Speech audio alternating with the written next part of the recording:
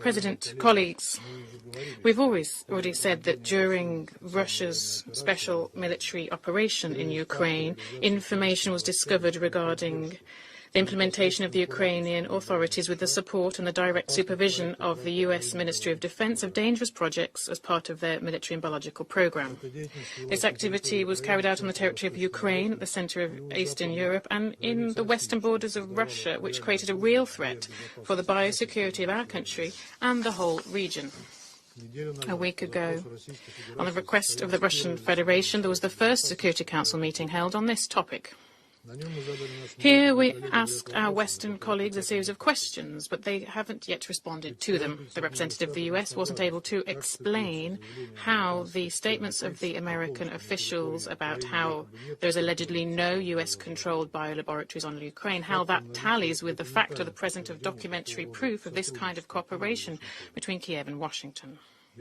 I'd recall here we're talking about an agreement signed in 2005 between the US Ministry of Defense and the Ministry of Health of Ukraine, which clearly sets forth support for the Pentagon to joint biological research applicable to dangerous pathogens located in facilities on Ukrainian territory.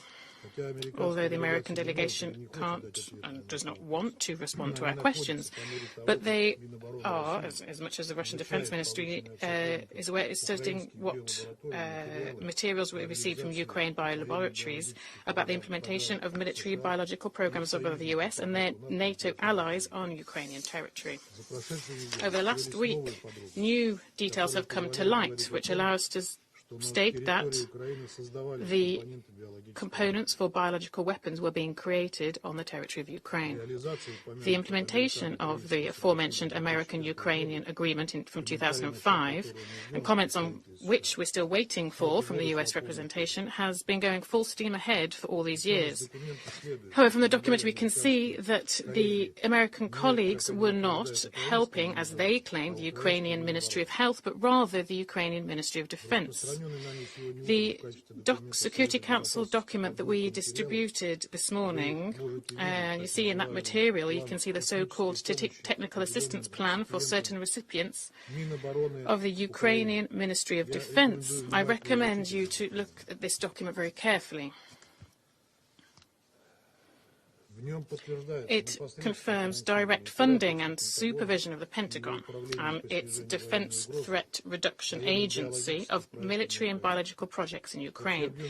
The overall quantity of the funding was $32 million, and the money went directly to the following laboratories from the Ministry of Defense of Ukraine. In Kiev, the 10th Regional Health Epidemiological Department of the Central Health Epidemiological Department of the Ukrainian Ministry of Defense. In Odessa, the 27th Regional Health Epidemiological Department of the Central Epidemiological Department of the Ukrainian Ministry of Defense. In Lvov, the 28th Regional Health Epidemiological Department of the Central Epidemiological Department of the Ukrainian Ministry of Defense. In Kharkov, the 108th Regional Department of the Ukrainian Ministry of Defense Epidemiological Department. I'd like to draw your attention to another vitally important point. The representative of the US State Departments continue to muddle the information and ascertain that US allegedly does not operate in any biological laboratories in the territory of Ukraine, but the facts show otherwise. According to the plan that I mentioned for technical assistance, the donor is the US Ministry of Defense. They established the tasks and the workload as part of the projects on Ukrainian territory, and they set forth a list of the necessary equipment and delegated significant authority to an affiliated contractor company, Black and Veatch, with cooperation with Ukrainian bodies of authority. The recipient of American assistance was the Ukrainian Defense Ministry, and they were allowed timely access for Pentagon and contractor staff to laboratories on Ukrainian territory in order to carry out work as part of these projects, and also to provide access to these facilities alongside Pentagon staff, foreign scientists too. The projects themselves included was implemented not by the Ukrainian scientists, but with their participation. Put simply, the Ukrainian authorities gave the Pentagon carte blanche on the territory of Ukraine to carry out dangerous biological experiments there. The American contractors at the same time got a tax break under Ukrainian legislation. So what did the Ukrainian scientists receive in return, i.e. the Ukrainian people? Free travel to international conferences based on expenses for food and accommodation as established for US civil servants. This kind of compensation is carried out, that's the compensation provided for working alongside dangerous biological science. This is not the noble assistance to Ukraine that the American representatives talk about. It's a cynical use of its territory and population for dangerous research, which Washington does not carry out on its own territory, so it doesn't run a risk of hurting its own people. Won't be surprised if similar facts about activities supervised by the US appear in laboratories in other regions of the world too. We call on countries who provide their territory for carrying out this kind of experiments to the Pentagon to carefully study the contracts for their cooperation with the US in the biological domain. We fully require the question from China to the US to share the data of the activity of the 360 laboratories under American control around the world.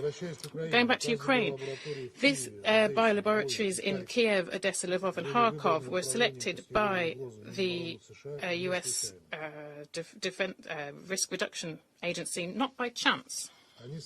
They were those who implemented the UP8 project, focused on studying pathogens of Congo Crimea fever, leptospirosis and hantaviruses. We believe that the interest of the military biologists of the US is specifically in those pathogens is linked to the fact that they are naturally present both in Ukraine and in Russia, and so that their use could then be dressed up as a natural outbreak of these diseases. On the basis in the laboratory in Kharkov, there's also the P781 project to study transmission to humans of diseases through bats. Work on this was done alongside the infamous Lugara Center in Tbilisi. In this context, separate attention should be paid to the Pentagon's choice of carrying out work, the contractors chosen to carry out work in Ukraine, the Black & Veatch company. This is not just any old company. For more than 100 years, it's been working for the American Army. It has built for the Army military bases, including a laboratory in Los Alamos, to develop nuclear weapons. Research into human transmission of diseases through bats in Ukrainian biolaboratories was systemic and has been happening as a minimum since 2009 with the direct oversight of specialists from the USA. During the implementation of these projects, 6 families of viruses were identified, including coronaviruses and 3 types of pathogenic bacteria, the pathogens from the plague, brucellosis and leptospirosis. These are the most attractive option to use in order for infection because they are resistant to medicine and they spread very quickly from animals to people. As part of the Flu Fly Away project, the Kharkov Institute of Veterinary Medicine studied wild birds as a vector to transmit avian flu. At the same time, they assessed the ways in which the transmission process could become uncontrollable, cause economic damage, and create a risk to food security. Documents show the involvement of the Kharkov Institute in the work to collect strains of avian flu viruses which have high epidemiological potential and could cross the species barrier. The Russian Ministry of Defense also has more and more new documents about the transfer of samples of blood serum of Ukrainian citizens to the territory of third countries, including to the UK, Georgia and Germany. The analysis of the information gives us grounds to say that the Ukrainian specialists were not informed about the potential risks of transfer of biological materials and are kept in the dark and don't have a real idea about the real objectives of the research being carried out. And this is not surprising if, according to the contract documentation that I mentioned earlier, they are simply playing a secondary role. We also have new data about attempts to destroy biological materials and documentation in Ukrainian laboratories in order to quickly wipe the traces of the implementation of military and biological programs. We know that during the activities to destroy this, the veterinary medicine laboratory in Hlebodarsk town, the citizens of Ukraine, the staff working there, weren't even allowed into the building. This laboratory cooperates with the Melchnikov Scientific Research Institute in Odessa, where research is carried out into pathogens of the plague, anthrax, cholera and tularemia. In their attempts to wipe the traces of biological waste from the laboratories in Hlebodarsk, these waste was taken 120 kilometers towards the western border, towards Tarutino and Berezino. The Russian Ministry of Defense has recorded all of these information to carry out a legal assessment further down the line. The urgent destruction of documents in the Kherson laboratory, we believe the reason for this rush was their wish to hide from Russian specialists information about an outbreak in 2019 in Kherson of dirophilariasis. It's a disease which is spread by mosquitoes. The 4 cases of infection of this disease were identified in February, which is not usual for the life cycle of these insects, even to bearing in mind the incubation period for the disease. At the same time, we are aware that in April 2019, a representative of the Pentagon visited the local health institutions where they learned of the results of the epidemiological research and they were able to copy the medical documentation. I'm ready to snap up any fakes which are provided by the Ukrainian authorities with the support of their Western backers. The Western media expressing doubts as regards the reliability of the material that the Russian Ministry of Defense has published. I'd like to draw your attention to the following. The documents that we found have a signature, a real signature of officials from the US. Particularly, many of them are signed by the head of the Ukrainian office of the Threat Reduction Agency, Joanna Wintrell. This is a Pentagon staff member and well known in non-proliferation circles. Before Ukraine, she supervised the destruction of chemical weapons in Libya. If journalists really are interested in verifying the documents that we provided, then I propose that you ask her directly, is that really her signature? I'd like to underscore once again that here we're talking not simply about the US and Ukraine's violation of the Biological Weapons Convention. We're actually talking about that there is more and more proof that at the centre of Eastern Europe, until the very last minute, there was a dangerous military biological activity being carried out, the consequences of which at any time could spread beyond the country and even into the region. The scale of casualties, including amongst the population of European countries in this case, in this scenario, is hard to imagine. Coronavirus could be nothing compared with this. We're also concerned by that there's a threat that already exists. For example, in 2018, those living in Lugansk and Donetsk, there was a sharp spike in cases of tuberculosis caused by a new multi-resistant strain. During this mass outbreak recorded in the region, near Pesk, more than 70 cases of infection were recorded, which quickly became lethal. This doesn't look like coincidence. In conclusion, I'd like to comment on the statement made by the representative of the UN Secretariat, that the Secretariat does not have information about the implementation of military and biological programs on the territory of Ukraine. In line with this BWC, states parties provide the UN information about facilities and biological activities carried out.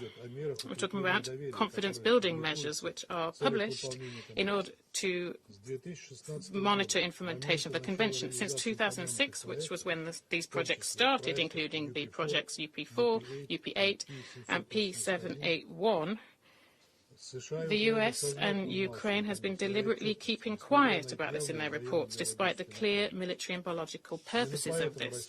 This is why Russia, for many years, has been calling for a strengthening of the BWC regime and to adopt a legally binding protocol to the Convention, which would allow us to create an effective mechanism of verification and include in reporting from states parties information on military biological activities carried out abroad. For 20 years, the US has been blocking this kind of work, refusing to provide this kind of information. Indeed, one other question, which the representatives of the US have time and time again been not providing us with, all of the facts I listed today on the 11th of March are only the tip of the iceberg. Our Ministry of Defense is receiving more and more material, and we're analysing them. We will continue to keep the international community informed about the unlawful activity carried out by the Pentagon on Ukrainian territory. Thank you for your attention. Thank you, Mr. President. And thank you, High Representative Nakamitsu, for joining us today to repeat what you gave us, exactly what you gave us last week. And last week, we heard from the Russian representative a tirade of bizarre conspiracy theories. This week, we're hearing a whole lot more where that came from, things that sound like they were forwarded to him on a chain email from some dark corner of the internet. President Biden has a word for this kind of talk: malarkey. As I said 1 week ago, Ukraine does not have a biological weapons program. There are no Ukrainian biological weapons laboratories, not near Russia's border, not anywhere. They're only public health facilities, proudly, and I say proudly, supported and recognized by the U.S. government, the World Health Organization, and other governments and international institutions. In fact, it is Russia that has long maintained a biological weapons program in violation of international law. It is Russia that has a well-documented history of using chemical weapons. It is Russia who is the aggressor here. It was Russian operatives who poisoned Alexei Navalny and Sergei and Yulia Skripal with nerve agents. It is Russia that continues to support the Assad regime in Syria and shield it from accountability when the UN and the OPCW have confirmed that Assad has recently used chemical weapons over the past several years. Let's not forget why we are really here today. We're here because Russia knew its cynical ploy to pass an exculpatory resolution had failed. This meeting is the result of their isolation on this council and on the world stage. We're not buying what they're selling, literally or figuratively. And I will reiterate the United States' deep and serious concern that Russia's calling for this meeting is a potential false flag effort in action. Russia has repeatedly accused other countries of the very violations it plans to perpetrate. We continue to believe it is possible that Russia may be planning to use chemical or biological agents against the Ukrainian people. We aren't going to dignify Russia's disinformation or conspiracy theories, but we will continue to sound the alarm and tell the world where we think Russia is heading. And we will remind the world that Russia has repeatedly lied to this council over recent weeks. Despite all the evidence we could see with our own eyes, it told us that it was not going to invade Ukraine, that it was engaged in war games, that it was interested in diplomacy. I asked the Russian PR, where are the 100,000 troops who were sitting on the Russian side of the border now? Sadly, I think many of them have given their lives in this senseless, unconscionable war against the Ukrainian people. Russia lied to its own people as well, shutting down media to try and hide the truth. And I will not repeat the slurs and false accusations that Russia has hurled against the Ukrainian people and the United States repeatedly at this table. But we know that Russia's disinformation is a sign of its desperation. That's the truth, and we will continue to ensure the world sees it and hears it. Thank you, Mr. President. Thank you, Mr. President. Mr. President, on behalf of all the colleagues of the Chinese mission, I wish to express our deep sadness at the passing of a DPR of Ireland, Ambassador Jim Kelly, and extend our sincere condolences to his family and the colleagues of the Irish mission. China has stated its position on the Ukraine issue many times. Under the current situation, it is the shared desire of the international community to achieve a ceasefire as soon as possible to avoid more civilian casualties and prevent a massive humanitarian crisis, which is also what China is hoping for. Direct negotiations between the parties concerned are the fundamental way to solve the problem. Russia and Ukraine have held 4 rounds of negotiations, and also they are staying in touch with each other. With negotiations continuing, there is hope for a ceasefire and a peaceful future. China will continue to facilitate dialogue for peace. We support the United Nations and all parties in ramping up mediation efforts and hope that all parties can do more things that are conducive to promoting peace talks rather than adding fuel to the fire. Behind the Ukraine crisis is the issue of European security. It is our hope that the United States, the European Union, and NATO can sit down with Russia for an in-depth and comprehensive dialogue and explore ways to put in place a balanced, effective, and sustainable European security architecture based on the principle of indivisible security, so as to achieve lasting peace and stability in Europe. China's position on weapons of mass destruction and biological security is consistent and clear. China stands for the complete prohibition and thorough destruction of all weapons of mass destruction, including biological and chemical weapons. China resolutely opposes the development, possession, or use of biological and chemical weapons by any country under any circumstances, and urges countries that haven't done so to destroy their chemical weapons stockpiles as soon as possible. Complying with the Biological Weapons Convention is the obligation of all state parties. We call for early negotiations on the establishment of a BWC verification regime, which will help improve the global biosecurity. China was once a victim of chemical and biological weapons. China believes that any information and lead on biological military activities should trigger heightened concern and attention of the international community to avoid irreparable harm. In this regard, relevant parties should take a responsible approach. Russia has further reviewed the newly discovered relevant documents. The party concerned should respond to questions and offer timely and comprehensive clarifications to remove the doubts of the international community. We do not consider it too much to ask, and on this issue, no double standards should be applied. Thank you, Mr. President. Propaganda, disinformation, amateurism, is unbased imagination, false flag operations. That's what we've heard today.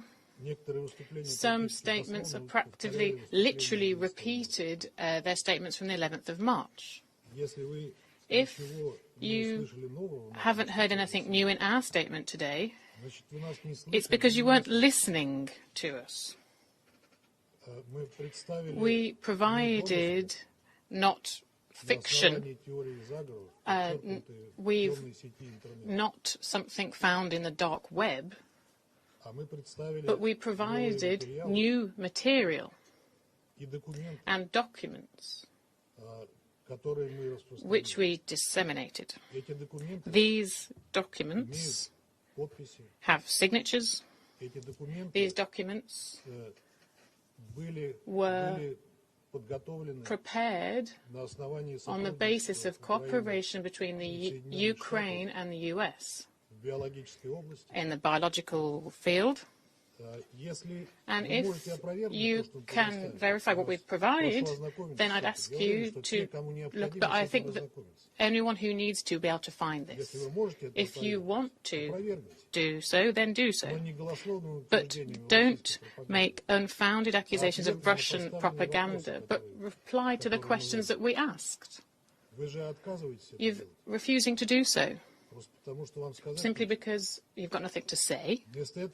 Rather than this, you're trying to accuse us of intention to deploy biological and chemical weapons against Ukraine. This is real cynicism, isn't it?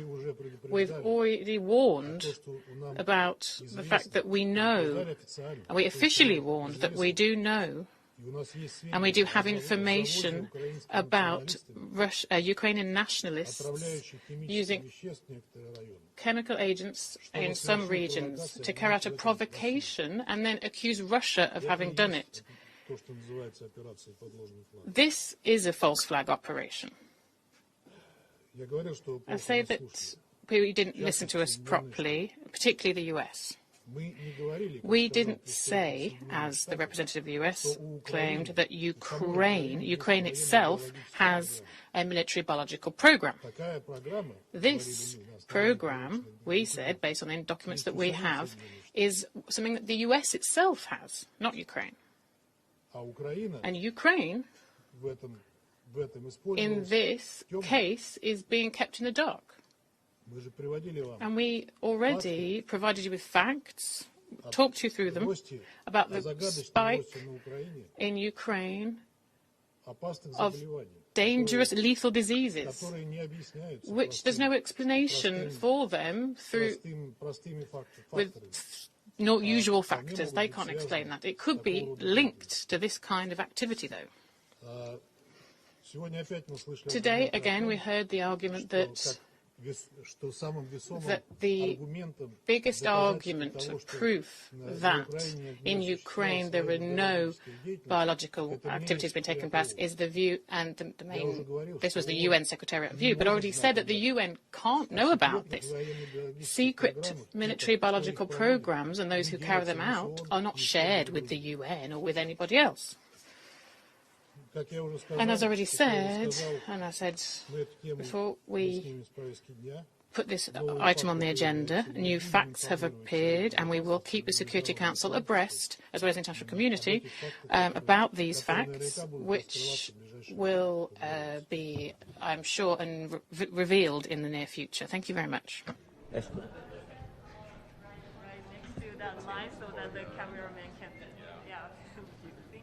Hello. Our partners are in complete denial. They won't listen to what we're saying. They won't accept that we are presenting facts and not just propaganda. We circulated new materials about the issue among the Security Council members and the General Assembly.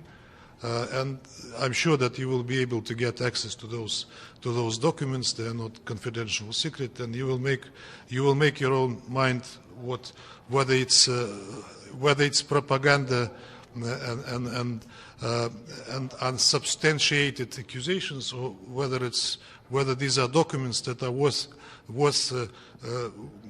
commenting and replying, which we didn't hear today. Today we heard the repetition of what they said, of what our partners said in the meeting of the 11th of March. They refused to accept and to recognize that we presented new set of evidence of military biological programs that were conducted in Ukraine with the participation of Pentagon. And now I would like to give the floor to my first deputy to make a special announcement. Yes. Hello, everybody. I just wanted to announce that my Twitter was blocked today, and I received a message from the client service saying that I am violating the rules of Twitter and I am engaged in abuse and harassment. So the tweet is like this.